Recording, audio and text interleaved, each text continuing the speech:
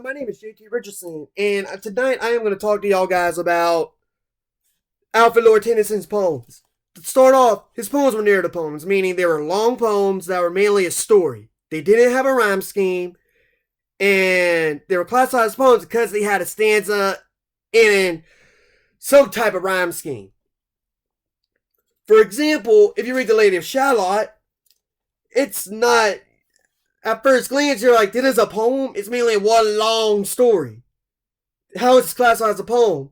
If you look at it, the type of poem, it's a narrative poem, but it's also blank verse, meaning it's just flowed.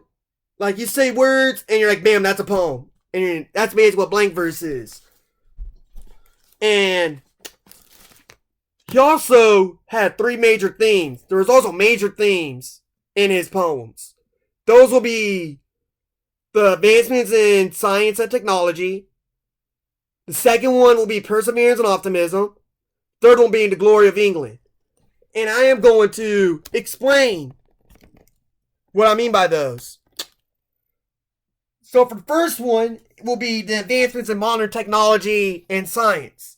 And at the time, in the late 1800s and the early 1900s, they didn't have like iPhones, computers, all that fancy stuff like we do now.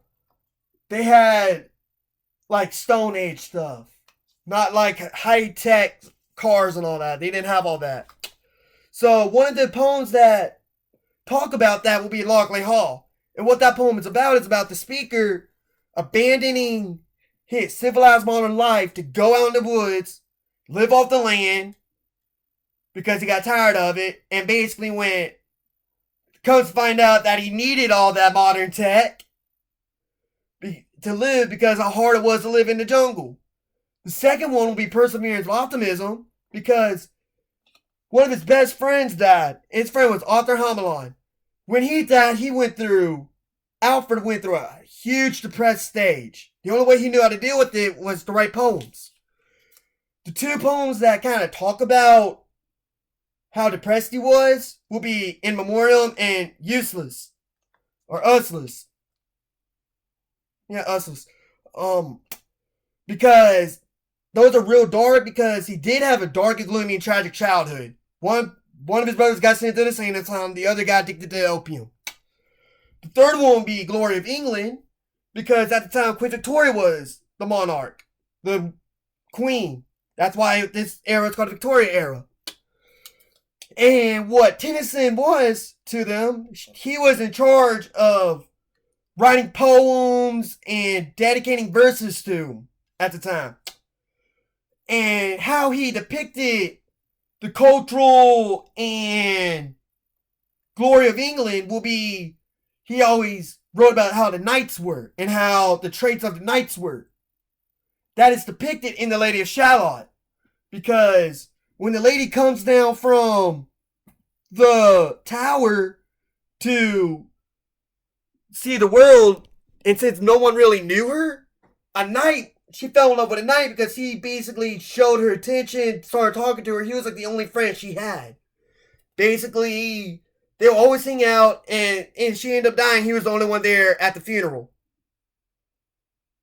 And that also goes to the second theme, because that poem also says how the person followed their destiny and went to find the love. Even though it ended in tragic death, they went out into the world to see new things, new horizons.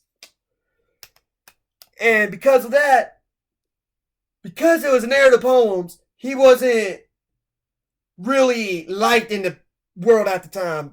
He was really controversial. Whereas nowadays, it's not really controversial. His poems are not as controversial as they were now. As they were then, I mean. What I mean by that is, The Lady of Shalott now got turned into a song by the band Perry called If I Die Young. If you listen to it, it's based on that poem. And that's just a food for thought. If you want to listen to it, listen to it. But this was my presentation on the poems by Alfred Lord Tennyson, and hope you have a great night. See ya.